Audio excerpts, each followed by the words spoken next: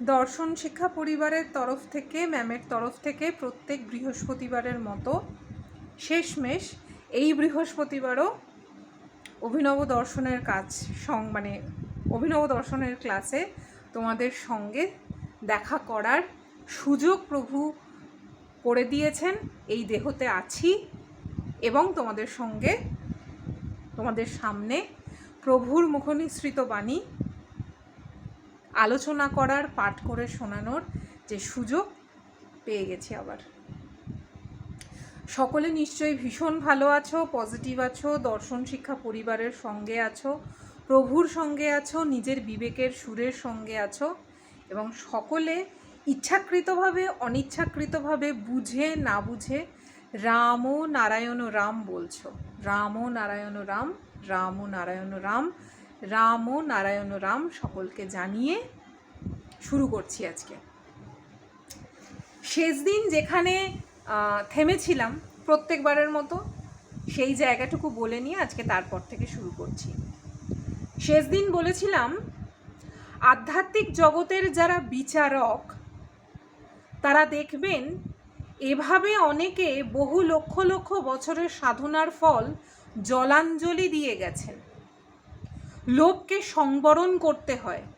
সুস্বাদু খাদ্য তুমি যদি সবটুকু খেয়ে নাও আত্মসুখের জন্য, বাচ্চারা না খেয়ে মরবে। ঘাত প্রতিঘাত, নিন্দা অপবাদ কাঁধে নিয়ে চলছি। একটার পর একটা ইচ্ছা জাগবে, একটার পর একটা বাঁচার তাগিদ জাগবে, একটার পর একটা লোভবশত এমন ইচ্ছার প্রকাশ পাবে এই 7 চক্রের মধ্যে দিয়ে। তখন বারবার মনে হবে এটা না হলে আমার চলবে না, সেটা না হলে আমার চলবে না। কিন্তু এই যে কথাটা প্রভু বলছেন, সুস্বাদু খাদ্য তুমি যদি সবটুকু খেয়ে নাও আত্মসুখের জন্য, নিজের সুখের জন্য, বাচ্চারা না খেয়ে মরবে। এই ক্ষেত্রে প্রভু তার নিজের কথাটা বলেছেন যে আমি যদি আমার আত্মসুখ, আমার সবটুকু যদি আমি শুধু আমার নিজের জন্যই চিন্তা করে নিই, তাহলে আমার সন্তানগুলো না খেতে পেয়ে মরবে বা আমার সন্তানদের কতখানি যন্ত্রণা, কতখানি কষ্ট তারা অনুভব করবে, সেই জায়গাটুকু উনি বলেছিলেন। আজকে যেখান থেকে শুরু করছি, এই যে শেষ যে লাইনটা ছিল যে ঘাত প্রতিঘাত, নিন্দা অপবাদ কাঁধে নিয়ে চলছি, এই জায়গাটার ক্ষেত্রে এই লাইনটার পরিপ্রেক্ষিতে তার পরেরটা শুরু হচ্ছে। সমূহ সুখের জন্য অনেক কিছু করতে ইচ্ছা হবে। আজকে এইটা করব, কালকে সেইটা করব, বিরাট বড় কিছু ভাববো, কত স্বপ্ন দেখব। নিজের অস্তিত্বটাকে কি আমরা স্বীকার করছি? আমি এত কিছু করব, এটা আমার প্রেজেন্ট মাইন্ড এবং সাবকনসিয়াস মাইন্ডের দুটো মনের একটা মধ্যবর্তী অবস্থান, এবং সেই অবস্থানকে ফলপ্রসূ করার জন্য, সেটাকে বাস্তবতায় নিয়ে আসার জন্য আমরা বিভিন্ন রকমভাবে চেষ্টা করি, বিভিন্ন রকমভাবে। কিন্তু এই যে প্রতি মুহূর্তে আমরা মৃত্যু নিচ্ছি, প্রতি মুহূর্তে আমার অস্তিত্বটাকেই আমি মেরে দিচ্ছি, সেটাও এই বাস্তব মন এবং অবচেতন মনের ওই মধ্যবর্তী অবস্থানের মাধ্যম দিয়ে। তার স্থানটা, সেই অনুভূতিটাকে আমি ছাড়া আর কে গ্রহণ করছে? প্রকৃতি করছে। আর আমি যদি কাউকে না মেনে থাকি, এমন কাউকেই আমি বিচার করি না, এমন কাউকেই আমি মানি না, তারপরেও আমার সঙ্গেই এই ঘটনাগুলো হয়। কেউ একজন হয়তো আছে, হয়তো ভগবান আমার জন্য, বা আমার কিছু কার্মিক অ্যাকাউন্ট আছে। এই যে হয়তো ইপস অ্যান্ড বাটসে মনকে এমন দ্বারের গিয়ে আটকে রেখে দিয়েছি, যে দ্বারটায় আমি যখনই পাটা রাখছি আমার অস্তিত্বকে আমি মেরে দিচ্ছি। প্রভু বলছেন সমূহ সুখের জন্য অনেক কিছু করতে ইচ্ছে হবে। আমি অনেকের জন্য অনেক করেছি, অনেক কৌশল করেছি, অনেক ঘুরিয়েছি। আমার প্রচেষ্টার, আমার ভালো করার চেষ্টার ত্রুটি করিনি। আমার শুদ্ধ ভাব, পবিত্র ভাব থেকে কামনা করি সবাই যেন শান্তিতে থাকতে পারে। ধরো তোমাদের মধ্যে এমন কোনো সোলের, এমন কোনো আত্মার জীবনের জার্নিটাতে তুমি যেখানে যেখানে পা দিয়েছ সেখানে সেখানেই তোমাকে ঠক, জোচ্চোর বলা হয়েছে বা তুমি প্রতারিত হয়েছ। কারুর ক্ষেত্রে প্রচণ্ড রকমভাবে তুমি ভালোবাসা পেয়েছো। তুমি হয়তো এমন কিছু অন্য কারুর সঙ্গে করেছো, তারপরেও তুমি ভালোবাসা পেয়েছো। তার মানে বুঝতে হবে তোমার কার্মিক অ্যাকাউন্টের আগের থেকে, তোমার পাস্ট কর্মাতে তোমার যে ডিস্কটা রেডি হয়েছিল তার কিছুটা ফল তুমি এই কর্মতে বা এই জীবনে তুমি পেয়ে যাচ্ছ। এবং তুমি এই জীবনে যাকে বা যাদের সঙ্গে যেমন করলে, তুমি যদি এই জীবনে সেটা না পেয়ে থাকো, নেক্সট বার্থ তোমার আসছে এবং নেক্সট বার্থে তোমাকে কিন্তু সেই ফলটা ভোগ করতে হবে। তাহলে আমি যদি প্রভুর এই কথাটা, এই সূত্রটা ধরেই যদি আমি বলি যে আমার শুদ্ধ ভাব, পবিত্র ভাব থেকে কামনা করি সবাই যেন শান্তিতে থাকতে পারে। প্রভু যদি তার সন্তানের জন্য এমন চিন্তা করতে পারে, তাহলে আমরা প্রকৃতির সেই সন্তান হয়ে কেন এই মনোভাব নিয়ে এগোতে পারবো না? কেন কোনো অন্য সোলের প্রতি, অন্য আত্মার প্রতি, অন্য দেহের প্রতি কেন আমার সেই শুদ্ধ ভাব, কেন আমার সেই পবিত্র ভাব থাকবে না? আর এই দেহটার মধ্যে কি আছে? নারী দেহেতে যা যাভাবে প্রকৃতি গঠন করেছে সেটাই আছে। একটা পুরুষ দেহের মধ্যে যেভাবে প্রকৃতি গঠন করে দিয়েছেন ক্ষিতি, অপ, তেজ, মরুদ, বোমের মাধ্যম দিয়ে, সেটাই আছে। আর আছে 7 চক্রের খেলা, তার মধ্যে অনুভূতির খেলা, মন বুদ্ধির খেলা। আর এই পুরো সিস্টেমটাকে মেনটেন করছে চেতন সত্তা, যাকে আমরা বিভিন্ন নামে, বিভিন্নভাবে, বিভিন্ন পুঁথিগত বিদ্যের বিভিন্ন সূত্র ধরে আমরা তাকে ব্যাখ্যা করি। আদতে আমার পরিচয়টা তো সেই শুদ্ধভাবে, আমার পরিচয়টা তো সেই পবিত্রভাবে। তাহলে একটি দেহের প্রতি, একটি মনের প্রতি, একটি বুদ্ধির প্রতি কেন আমার একই চিন্তা থাকবে না? কারণ আমি যদি জেনে যাই আমি কে, আমি যদি বুঝি যে আমারই আর একটা রূপ, আমারই আর একটা সত্তা অন্য কোনো পাত্র নিয়ে, মানে দেহ নিয়ে, অন্য কোনো মাত্রা নিয়ে সে সেই পাত্রটা নিয়ে আছে, তাহলে কি খুব বুঝতে অসুবিধা হবে? খুব কি ভেতর থেকে সেই সত্যকে, সেই পবিত্র ভাবকে নিতে সমস্যা হবে? কেন প্রতিটা মুহূর্তে মৃত্যু চাইব? এই যে একটা করে নিঃশ্বাস চলে যাচ্ছে, শ্বাস নিচ্ছি, প্রশ্বাস বেরোচ্ছে, একটা মুহূর্ত করে আমরা মৃত্যুর দিকে এগোচ্ছি। একটা দারুণ, প্রভুর একটা কথা দারুণ মনে পড়ে গেল। তুমি রেল স্টেশনে আছো, তোমার ট্রেন আসার সময় হয়ে এসছে, তুমি শেষ মুহূর্তে মশারি খাটিয়ে, ভালো করে বিছানা পেতে, ভালো করে তুমি রেডি হয়েছো কি না, একটা দারুণ সুখনিদ্রা দেব। তারপরেই টং টং টং টং টং টং মৃত্যুর কাটার ঘড়িটা উঠে গেল, তোমার ট্রেন চলে এলো, এসে তোমাকে বলছে হ্যালো স্যার বা ম্যাডাম, চলুন, জার্নি খতম, আপনার টিকিটটা কাটা ছিল। পেছনে যাকে দেখতে পাচ্ছেন বা পাচ্ছ আমার স্যার হন। তো তাহলে মৃত্যুর টিকিটটা যখন কাটা আছে, আমি এমন উচ্চাকাঙ্ক্ষা, এমন স্বপ্ন কেন দেখব যেটা অবাস্তব? বাস্তবে যেটাকে আমি পরিণত করতে পারবো, সতে থেকে, পবিত্রতায় থেকে, শুদ্ধাভাবে থেকে। হ্যাঁ, তার মানে কি আমি বলছি যে আমার পেছনে যদি কেউ সুন্দর করে আঘাতটা করে তাকে আমি ছেড়ে দেবো?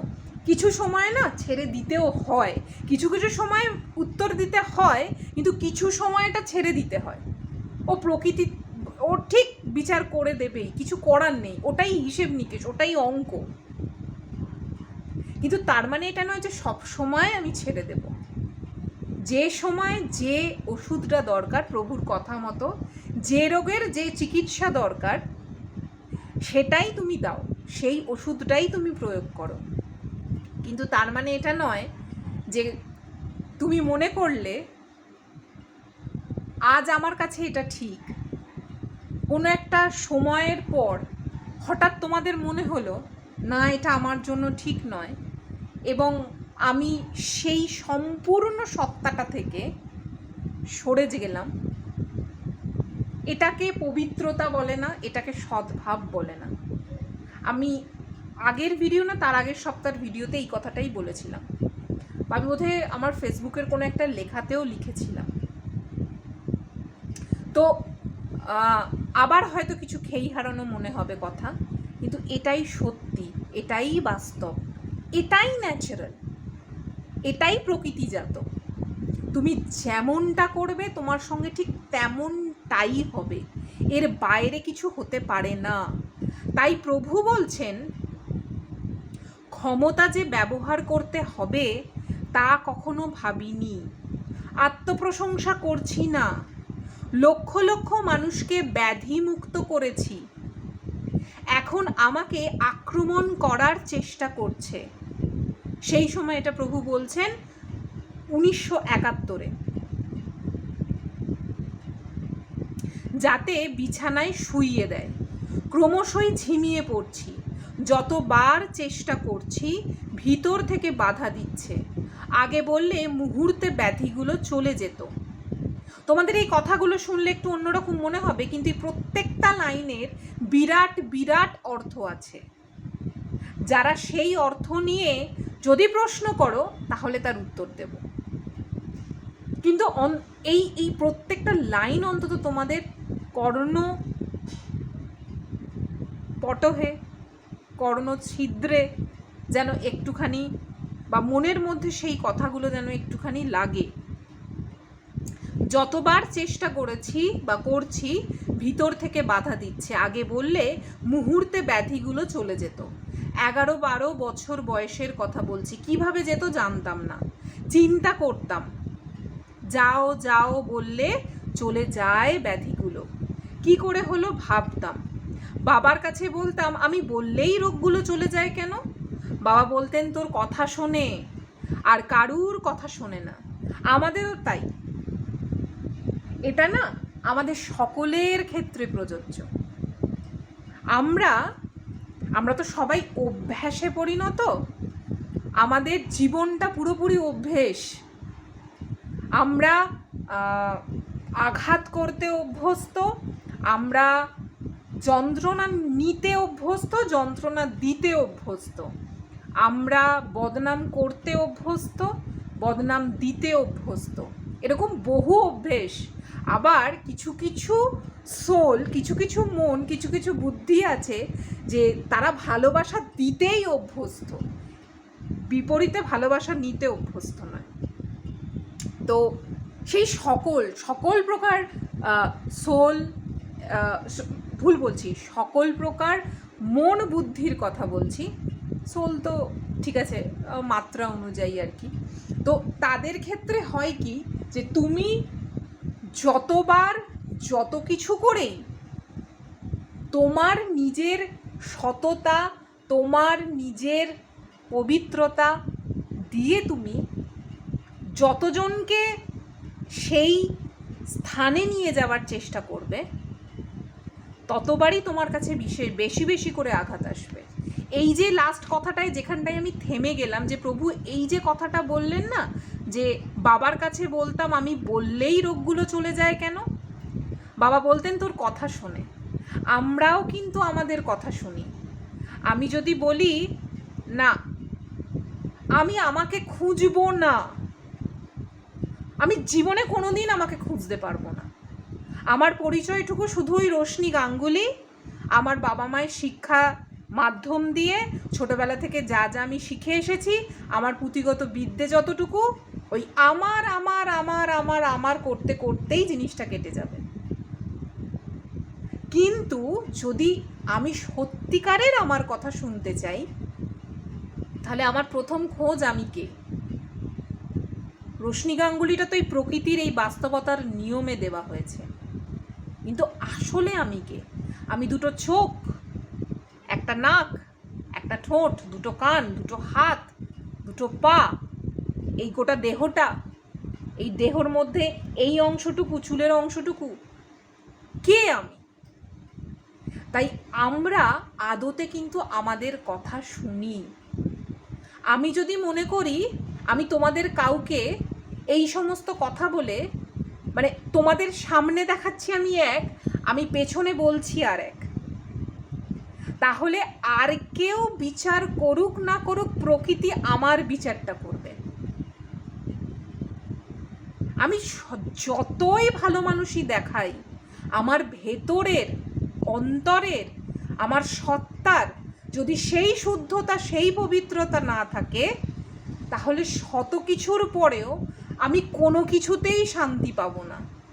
আমার শত বলার পরেও আমার মধ্যে সেই মিথ্যাবাদিতা, সেই চাটুকারিতা, সেই অহংকার সত্তা এবং সেই একই ঠকানোর সত্তাটাই কাজ করবে, যা সবকটাই তামসিক গুণের প্রাধান্যে থাকে।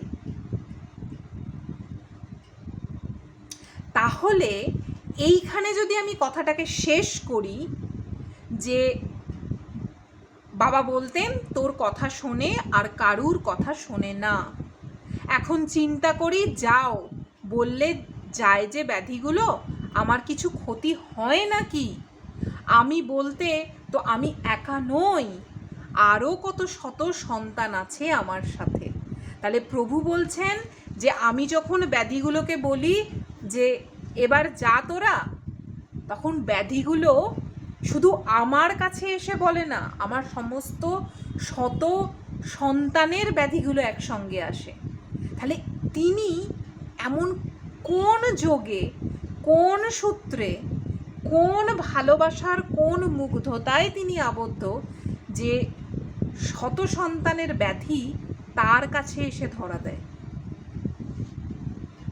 কাউকে যদি বলি গড়ের মাঠটা 5 মাসের জন্য লেখাপড়া করে দিলাম, 5 লাখ টাকা যদি থাকে, সেখানে কি দালান করবে? 5 মাস পরে যা চলে যাবে তার জন্য 5 লাখ টাকা খরচ করবে? এখন এমন বেকুব কেউ আছে? ঠিক তেমনি 70-80 বছরের জন্য 50 কোটি টাকা খরচ করে প্রাসাদ গড়ব কেন? সত্যিই তো আমাদের যতটুকু দরকার, প্রভুর একটা শব্দ না আমার ভীষণ ভালো লাগে, জোড়া আর তালি। জোড়া তালি দিয়ে যতটা আমরা এগোতে পারি, সততা নিয়ে, পবিত্রতা নিয়ে, শত যন্ত্রণা নিয়ে, শত আঘাত নিয়ে, তাই চলি না, সেটাই চলি না, থাকবেটা কি? কিচ্ছু থাকবে না, ফটোতে মালা দেবারও কেউ থাকবে না। তাহলে কি দরকার? এমন কোনটা দরকার যেটা থেকে আমি নিজেকে বলবো আমি সেই হনু?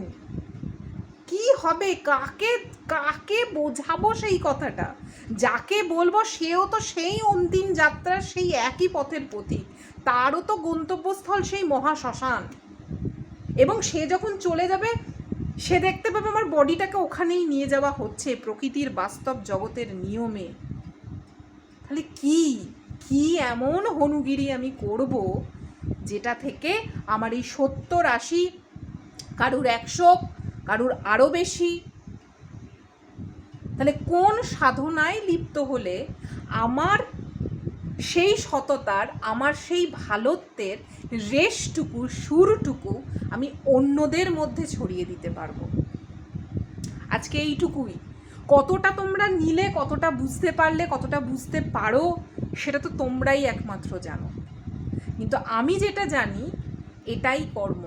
আমি যতদিন এই দেহতে আছি, আমি অর্থে এই সত্তাটা যতদিন এই দেহতে আছে, প্রভুর সেই সুযোগটা যতদিন করে দিয়েছেন এবং তিনি যতদিন চাইবেন, তোমাদের সকলের সঙ্গে প্রভুর মুখনিসৃত বাণী আমি পাঠ করে ভাগ করে নেব, এবং এই মন, এই বুদ্ধি যেটা বুঝেছে সেটাই তোমাদের সঙ্গে ভাগ করে নেবে। আজ এটুকুই। নেক্সট ভিডিওতে তোমাদের সঙ্গে দেখা হচ্ছে। সকলে ভীষণ ভালো থাকো, পজিটিভ থাকো, দর্শন শিক্ষা পরিবারের সঙ্গে থাকো, প্রভুর সঙ্গে থাকো, প্রকৃতির সঙ্গে থাকো, নিজের বিবেকের সুরের সঙ্গে থাকো, নিজের সঙ্গে থাকো। শক্ত কিছু হবার পরেও একটা জিনিসই থাকবে, সেটা হচ্ছে নিজের তুমিটা। সবাই ছেড়ে দেবে সাথ, প্রকৃতি তোমার সাথ ছাড়বে না, চন্দ্র, সূর্য, গ্রহ, নক্ষত্ররা তোমাকে ছেড়ে যাবে না, তোমার নিজের সত্তা তোমাকে কখনো ছেড়ে যাবে না। মানে তুমি তোমাকে ছেড়ে দিতে পারো না। তুমি যদি তোমাকে ছেড়ে দাও তো একবারে মৃত্যু হবে, একবারে এই দেহটা ত্যাগ করবে। তাই সকলে ভীষণ ভালো থাকো, পজিটিভ থাকো, দর্শন শিক্ষা পরিবারের সঙ্গে থাকো, নিজের সুরের, বিবেকের সুরের সঙ্গে থাকো। আর সকলে বুঝে বলো, না বুঝে বলো, কিন্তু বলো রাম নারায়ণ রাম, রাম নারায়ণ রাম, রাম নারায়ণ রাম। নেক্সট ভিডিওতে সব কিছু ঠিক থাকলে, এই প্রকৃতিতে আমি থাকলে, তোমাদের সঙ্গে অভিনব দর্শনের ক্লাসে নেক্সট দিন দেখা হচ্ছে। আজকের মতো টাটা।